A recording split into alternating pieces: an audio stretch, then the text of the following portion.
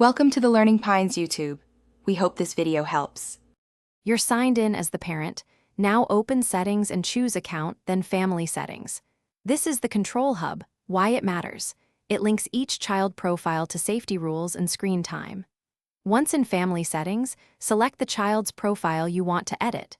Make changes for content restrictions or screen time directly from that profile.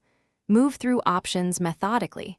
Don't skip age verification prompts, because those determine default limits and content filters on the console. You'll now adjust the detailed limits. Pick screen time to set daily schedules and total minutes. This controls when and how long they play. Next, open Content and Privacy to choose Allowed Game Ratings and Online Communication Settings.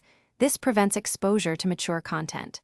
Then configure purchase and spending to require your approval for all store purchases. Once done, make sure to save settings per profile, because unsaved changes won't apply across devices or to the Xbox mobile. Finish by verifying the rules. Sign the child out and back in so the console downloads the updated profile settings immediately. Next, open the Microsoft Family website or app and confirm the same controls appear there. This sync ensures consistency on other consoles and PC. If a setting doesn't stick, check that you're assigned as an organizer. The console has the latest system update, and the Xbox is online.